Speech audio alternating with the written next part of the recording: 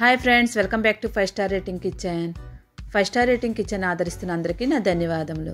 రాత్రి మిగిలిపోయిన పప్పుతో ఒక మంచి రెసిపీని తయారు చేసుకుంటున్నాము.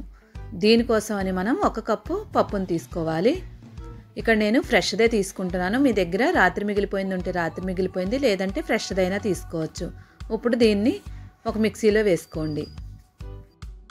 దీన్ని మెత్తటి పేస్ట్లా తయారు చేసుకోవాలి. ఇక్కడ టమాటా పప్పు అనేం లేదు, ఏ పప్పు ఉంటే ఆ పప్పును తీసుకోండి. పప్పు ఆరోగ్యానికి చాలా మంచిది కదా. ఇప్పుడు మిక్సీ చేసుకున్న తర్వాత పప్పు ఇలాగ అయిపోద్ది. ఇలా మిక్సీ చేసుకున్న పప్పులో 1 కప్పు పప్పు తీసుకున్నాం కదా, 3/4 కప్పు శనగపిండి తీసుకోండి. ఈ శనగపిండి వేసుకొని దీన్ని కూడా మిక్సీ చేసుకోండి. కొంచెం వాటర్ని యాడ్ చేసుకొని మిక్సీ చేసుకోండి. మిక్సీ చేసిన తర్వాత కన్సిస్టెన్సీ ఒకసారి చెక్ చేయండి. మరీ వాటర్ ఎక్కువ యాడ్ చేసుకుంటే పలచగా అయిపోద్ది. చూడండి, ఇలా ఉండాలి. ఇప్పుడు దీన్ని ఒక బౌల్లో వేసేసుకుందాం. అదే మిక్సీ గిన్నెలో కొంచెం వాటర్ని యాడ్ చేసుకొని ఈ వాటర్ని కూడా బౌల్లో వేసుకోండి. ఎందుకంటే మిక్సీకి ఉన్న పప్పు వేస్ట్ చేసుకోకుండా ఈ వాటర్ వేసుకోవడం వల్ల పప్పు వేస్ట్ అవ్వదన్నమాట. ఇప్పుడు అదే బౌల్లో వేసుకొని బాగా మిక్స్ చేసుకోండి. ఇలా మిక్స్ చేసుకున్న తర్వాత దీనిలో 1/2 టేబుల్ స్పూన్ జీలకర్ర, కారం 1/2 టేబుల్ స్పూన్,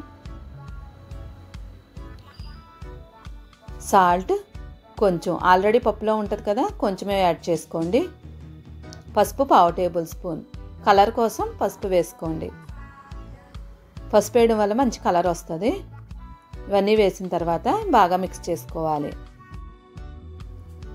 ఇది మిక్స్ చేసుకున్న తర్వాత కొత్తిమీరని తీసుకొని తురుముకొని వేసుకోవాలి.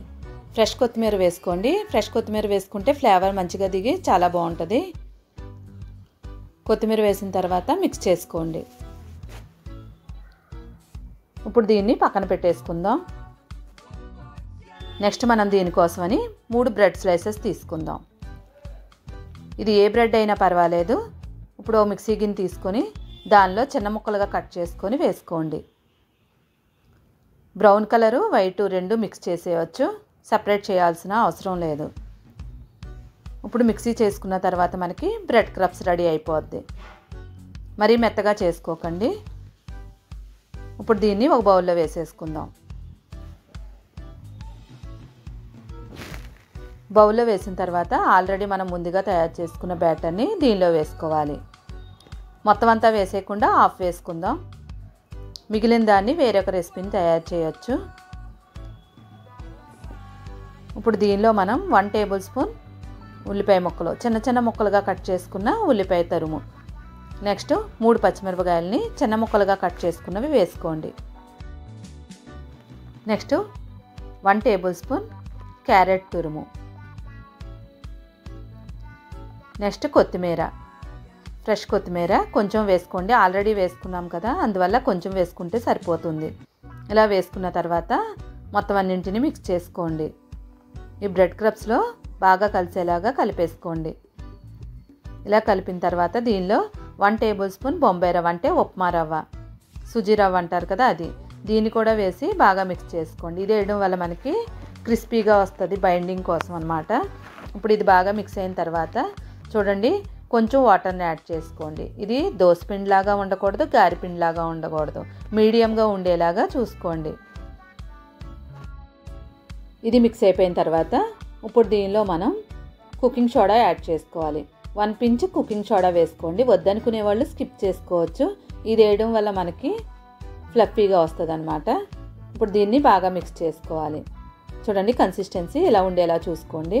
ఇప్పుడు పొయ్యి మీద ఒక పాన్ పెట్టుకొని దానిలో 1 టేబుల్ స్పూన్ ఆయిల్ వేసుకోండి. ఎక్కువ వేసుకోకుండా 1 టేబుల్ స్పూన్ వేసుకుంటే సరిపోతుంది. ఇప్పుడు పాన్ అంతా స్ప్రెడ్ చేసుకోండి. ఇప్పుడు దీనిలో మనం ఆల్రెడీ ముందుగా తయారు చేసుకున్న బ్యాటర్ ఉంది కదా, దీనిలో వేసుకోవాలి. అలానే దోశలకు పలచగా కాకుండా, అలానే లావుగా కాకుండా మీడియంగా ఉండేలాగా వేసుకోండి. పిజ్జా బేస్ ఎలా ఉంటుందో అలా వేసుకోవాలి. ఇలా వేసుకున్న తర్వాత ఆయిల్ అంతా చుట్టూ స్ప్రెడ్ చేసుకోండి. పాన్ అటు ఇటు తిప్పితే స్ప్రెడ్ అయిపోద్ది. ఇప్పుడు దీనిలో మనం బీట్రూట్ తురుము వేసుకోవాలి. బీట్రూట్ ఆరోగ్యానికి చాలా మంచిది. ఇందులో వేసినవన్నీ ఆరోగ్యకరమైనవే, బీట్రూట్ కానీ, క్యారెట్ కానీ, పప్పు కానీ. ఇప్పుడు మూత పెట్టి 3 నిమిషాలు అలానే ఉంచేయండి. 3 నిమిషాల తర్వాత మూత తీసి చూడండి. కుక్ అయిందో లేదో ఒకసారి చెక్ చేయండి. అటు ఇటు జరిపితే జరగాలి, అప్పుడు అది కుక్ అయిపోయినట్టు. ఇప్పుడు దీనిలో కొంచెం ఆయిల్ వేసుకోండి. ఆయిల్ వేసిన తర్వాత ఫ్లిప్ చేసుకోండి. ఇలా ఫ్లిప్ చేసిన తర్వాత మళ్ళీ పాన్లో వేసుకొని మళ్ళీ 3 నిమిషాలు అలానే కుక్ అవనివ్వండి.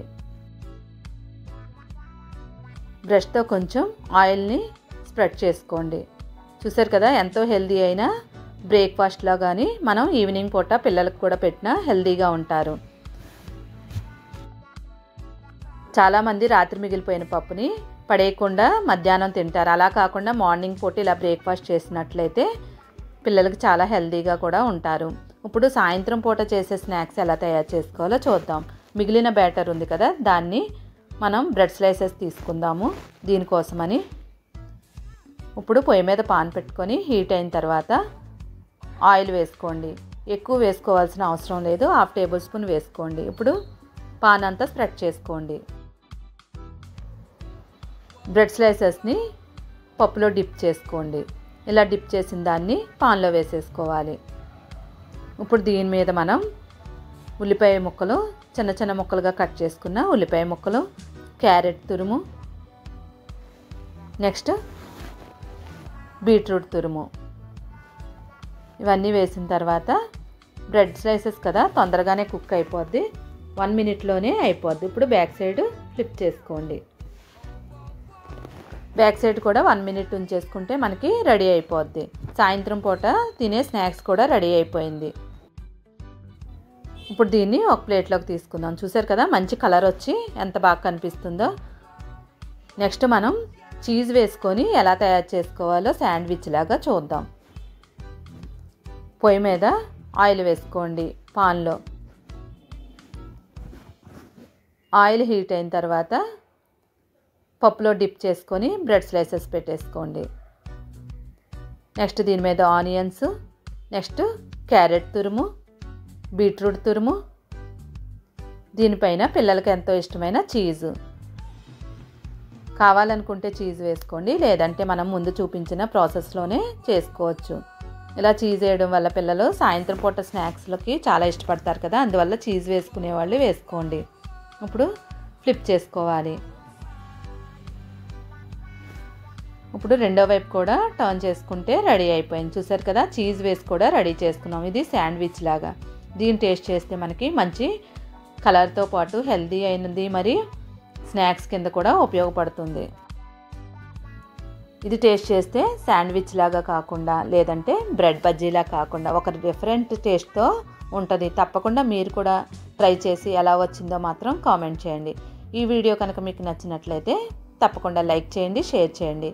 మరిన్ని మంచి మంచి వీడియోలు చూడాలనుకుంటే 5 స్టార్ రేటింగ్ కిచెన్ని సబ్స్క్రైబ్ చేసుకొని పక్కనే ఉన్న బెల్ ఐకాన్ని క్లిక్ చేయండి. Thank you.